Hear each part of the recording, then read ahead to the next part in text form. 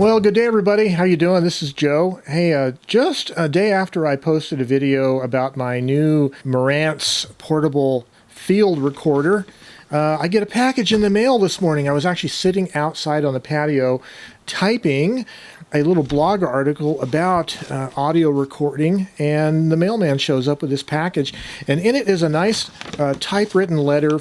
He typed this on his 1938 Hermes featherweight typewriter, and what Mitchell has done is fantastic. He has sent me a shipment. It's, I guess you'd call it a care package. Well, I haven't actually opened these up, but there are some cool things in there. So we have this, and we have this, and look, we have, these.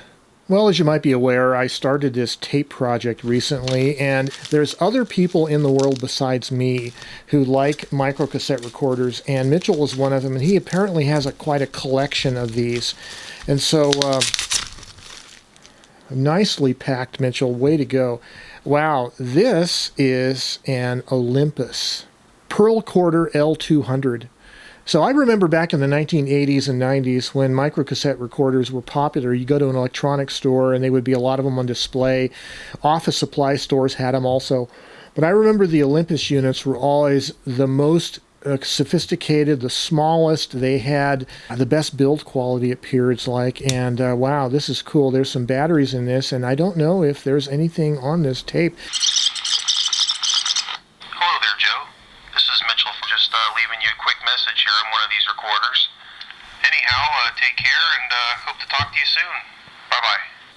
Wow, what a surprise that was. An audio letter. Okay, let's go to the next item. This is, as he indicated, a Radio Shack Realistic brand unit, and this is a Micro 10 recorder. I'm going to be anxious to test this one out as well. Well, let's take a look at some of these tapes, shall we? So first of all, we have the cassette shell for the recording that Mitchell made in the Olympus. We have two MC60UR tapes, two MC60s, both of those being max cell, a TDK 60, a Radio Shack 90, and two Sony, actually a Sony 90 and a Sony 60. So fantastic find. I'm going to be really anxious to use these recorders, and I'm going to throw some batteries in the Realistic and try it out here. Okay, let's take a look at the features of the Realistic Micro 10. Well, starting on the front side, of course, your cassette door, and you have a tape counter here and a reset button right next to it. Now, down below, here's the speaker, and right here is your tape speed between 1.2 and 2.4 centimeters per second. On the left side, you're going to have a 3.5 millimeter mic jack and a DC 3-volt input if you want to power from an AC adapter, and of course your strap. On the top of the unit, you will have a 3.5 millimeter earphone jack and your internal microphone and your record light and battery indicator right there. On the right side of the machine will be, starting at the top, the record switch, the playback switch, the rewind review, fast forward cue, stop eject, and the volume control right there. And on the back of the machine, everything is labeled with a molded indicator. And you have a battery door, and it uses two AA batteries with a little cloth strap for removing the batteries conveniently enough. So a nice, simple, basic microcassette recorder. Not the smallest unit by any means, but it's nice and substantial in your hand and has all the basic controls that you would need. Okay, now the Olympus L200 Pearl Quarter. It comes in a nice faux leatherette case with a nice padded lining, which is pretty cool. We'll take that off for a second. Quite a bit smaller of a unit than the Realistic unit. So let's start on the front here. You're going to have, of course, your cassette door and your tape counter with a reset button. And then on the top of the unit, you're going to have this 3-position switch, which goes off in the middle fast play. There's a fast play mode on the right side, and then there is a voice actuated recording mode on the left on that 3-position switch. And then there is a pause switch where you can pause the recording or playback of the unit. And then there is a cue mark control, a little recess button for doing cue marks on the tape, and I think this gives you an audible indication at the cue mark, so you can separate your recordings and be able to cue or review it and hear the tone when the recording starts. So then there is a volume control right here, and it's nicely recessed, and it has nice little numbers on it. And then you have your mic input and your earphone output, and these are 2.5 millimeter size jacks, so these are smaller than what we're used to as the standard 3.5, so 2.5 millimeter, and then an internal microphone right there. On the left side of the unit, you're going to have your power input, DC power 3 volts, and it's a slightly larger size connector than on the realistic unit. On the back of the unit is, of course, your battery door, and this one takes 2 AAA batteries instead of the AA's of the realistic unit. And it's nice metal body.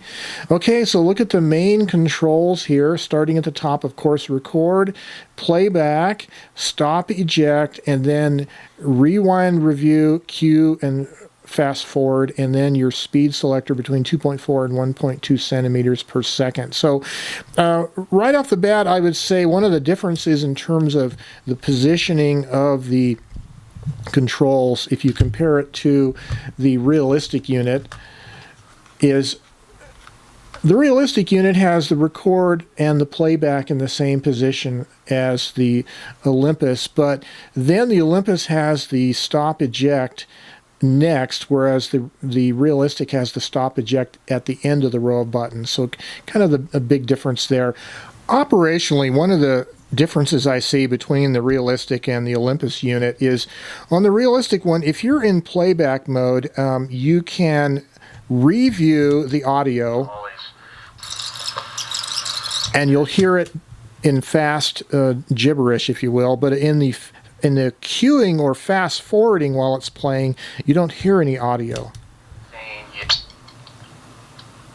or at least it's a lot less. It's not nearly as noticeable. Whereas if you take the same tape, and now let's put it into the Olympus unit, play it back, Every time I have to use correction. Cue and review. Cue and review both give you the volume at fast speed, so you can kind of tell whether there's a break in the audio. So just a little bit of a difference there between the two units. Well, let's make a simple recording on this realistic and see how it sounds, shall we? Okay, this is the Realistic Micro 10. All right, let's rewind that. Let's play it back, shall we? Okay, this is the Realistic Micro 10 in the 2.4 centimeters per second speed. Okay, let's do the same test with the Pearl Quarter, the Olympus. Okay, this is Joe with the Olympus L200 Pearl Quarter doing a test. Okay, this is Joe with the Olympus L200 Pearl Quarter doing a test record. Very cool. Okay, so here is the Shure lens hopper, an external microphone, and let's plug it into the Realistic Micro 10 and swap tapes. This is the Realistic Micro 10. Let's rewind that. This is the Realistic Micro 10 recording with the Shure lens hopper. Now, of course, to do the same test on the Olympus would require me to have a 3.5 to 2.5 millimeter adapter, which I don't currently have, so I can't currently test the external mic capability of this recorder. But with an external mic, you heard the playback through the speaker. I'm going to patch this into the camera you're looking at and see what it sounds like played back through the earphone jack. This is the Realistic Micro 10 recording with the Shure lens hopper external microphone plugged in. Let's talk about connections for a minute. So if you have a standard camera like what I'm using, it has a stereo input, 3.5 millimeter input. But these microcassette recorders are monaural, and so into, let's say, a camera device, you're only going to get audio on the left channel instead of on left and right. And so you can fix that in post, but it's a lot more convenient to have it recorded initially on the left and the right channel. So what I have here is I have a cable that has monaural 3.5 millimeters connectors on either end, and I plug one of those into the earphone output from the recorder. The other end is going to go into the camera, but again, it would only be left channel only. So what you need is one of these little mono to stereo adapters. This adapter takes 3.5 millimeter mono input, and it outputs the signal on both left and right channels here. So I plug this adapter into my cable, and I can plug that into my camera if I want to dub the audio of my microcassette over into a camera.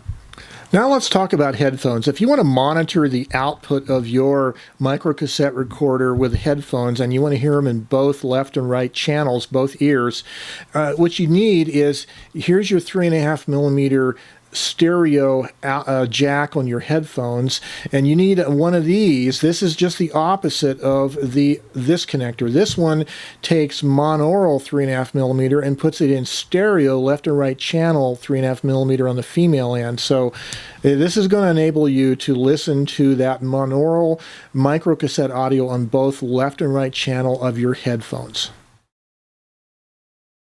Okay, there's another feature on the Olympus I'd like to try out, and that is the voice-controlled feature. So I'm going to flip this over to voice control, and I'm going to start the record mode here and watch the tape. Okay, now we are rolling.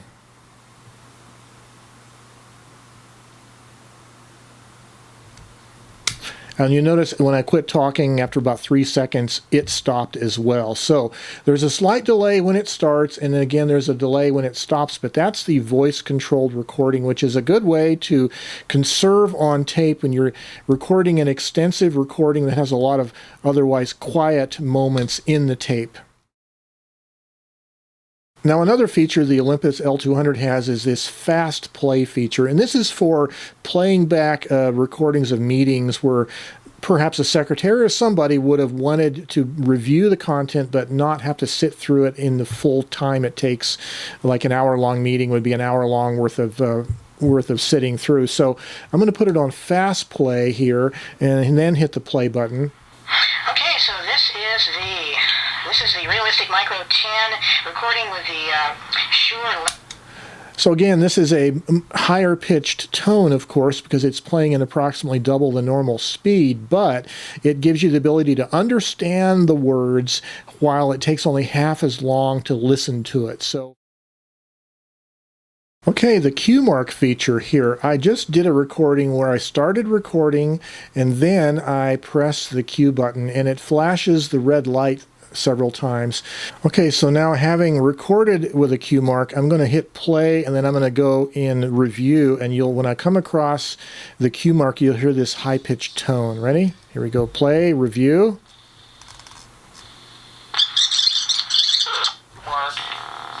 Hear that boop sound? That was the cue mark itself.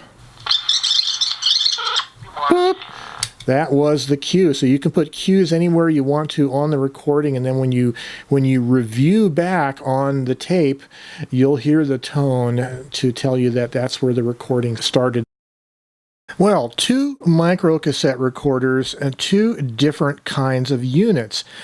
You know, basically, the difference between these two units comes down to feature set and size, and perhaps build quality, because overall, from what I've been able to tell in my preliminary testing, the sound quality is very similar in either case.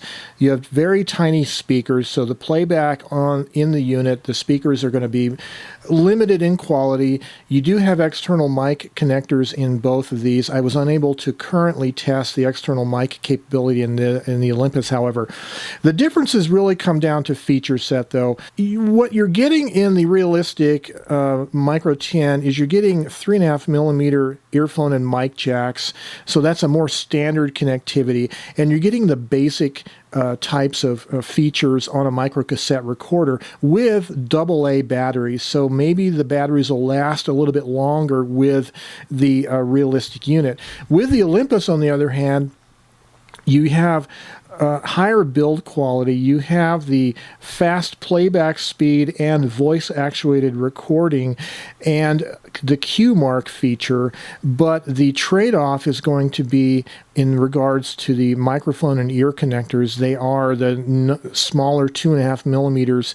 So if you have standard kind of mobile video kind of microphone and headphone connectors, you're going to have to get adapters to use on these, and that makes it a little bit less convenient with adapters. And also, this is using AAA batteries, so perhaps the battery life is a little bit less in this unit, though I haven't actually tested it out. So as far as the size and weight, they're very similar in weight. Size-wise, obviously, the realistic one is much bigger. It's still pocketable in a large pocket or a jacket pocket, whereas the L200 Olympus Pearl recorder is definitely small enough to put in a shirt pocket or wherever. It's very small, even with its little case.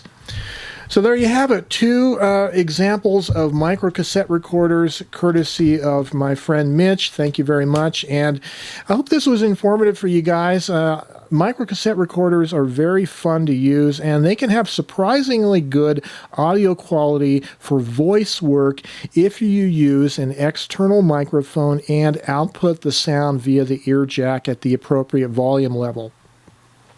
Well, until next time, guys, this has been a continuation of the Tape Project. You have yourselves a great day.